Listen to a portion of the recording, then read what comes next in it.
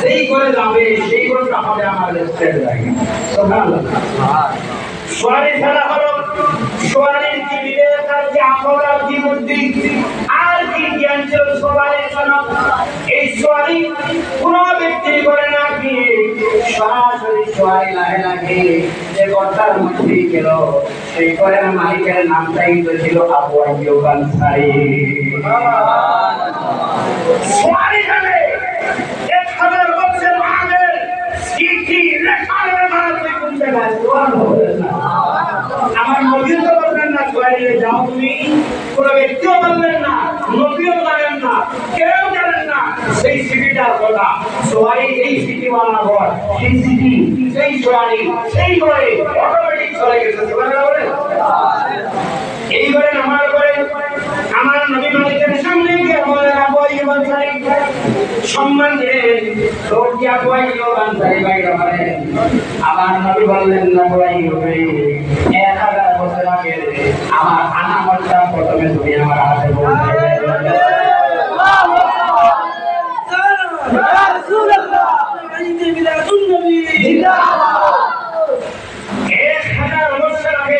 আমার আনামত প্রথমে দাও। সুবহানাল্লাহ।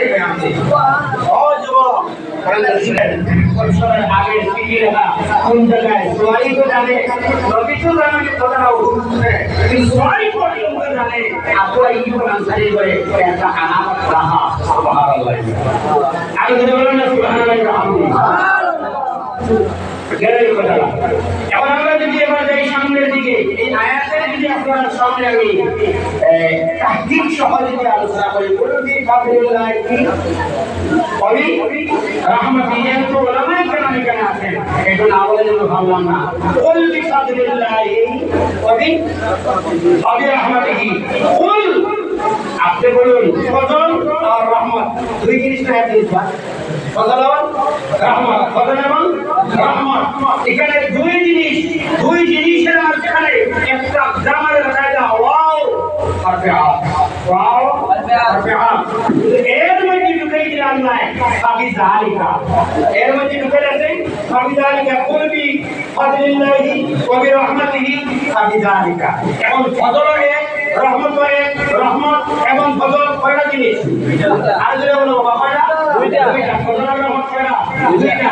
জালিকা ওয়াহিদ না তাসনিয়া? ওয়াহিদ। জালিকা তিলকা তালিকা ওয়াহিদ।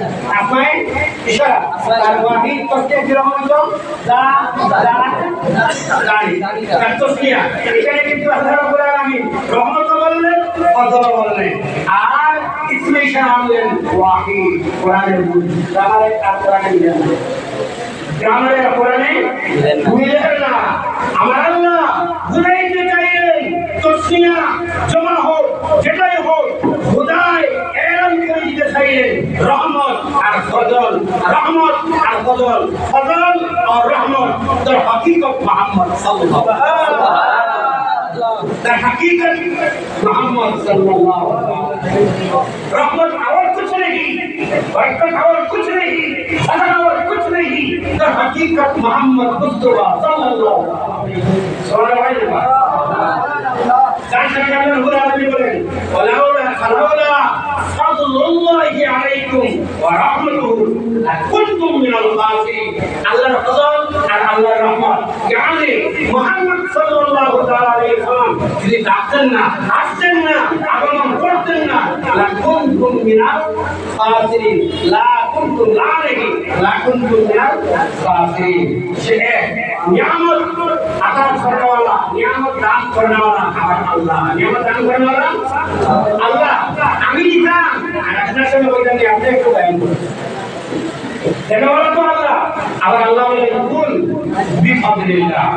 আমার আল্লাহ রাব্বুল আলামিন, এখানে আল্লাহ রাব্বুল আলামিন কোন শব্দ ব্যবহার করেন?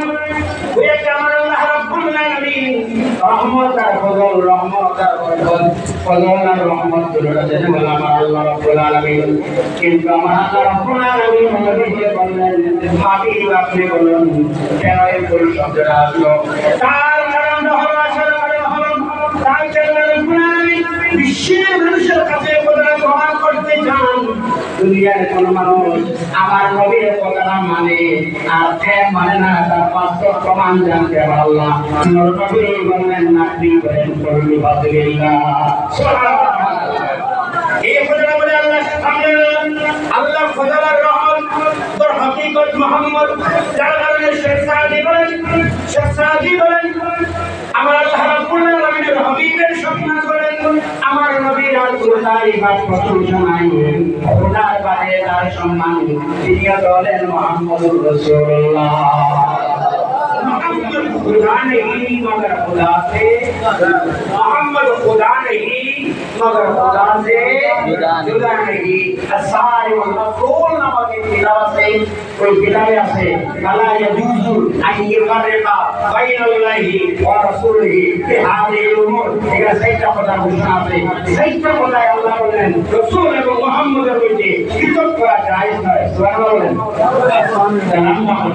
এখানে আরেকটা কায়দা যুল ফাযিল আযীম, আমার আল্লাহ বললেন কি বলে বলে ফাযিল্লাহ ইউদিরাহু ফি যালিকা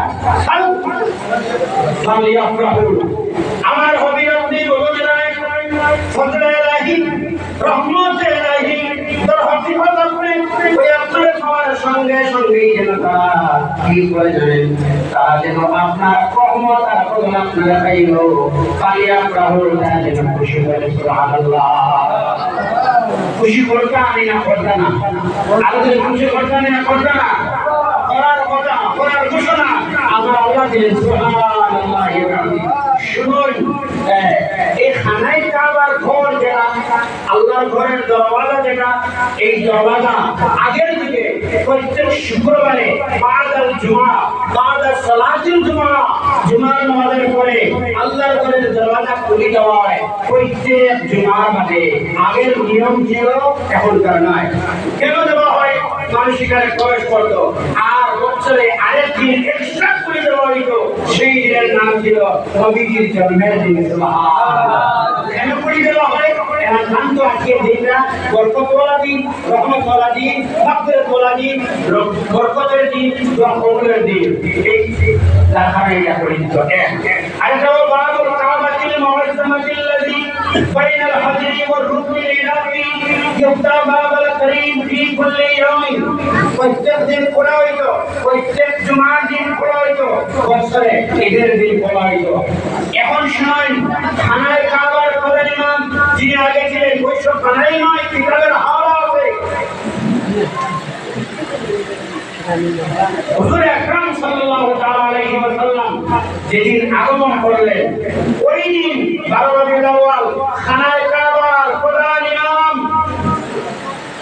11 রবিউল আউয়ালে মদিনার উপরে ঘোষণা দিলেন আশপাশের মহল্লার প্রত্যেক উলামায়ে কেরাম এলাকাবাসীর কাছে বিশেষ অনুরোধ, আজ আমি করব মাগরিবের নামাজ পড়ে হরমের সামনে আসার জন্য বিশেষ অনুরোধ রইল। ওই এলাকাটা থাকতো খানায় কাবার প্রধান ইমামে।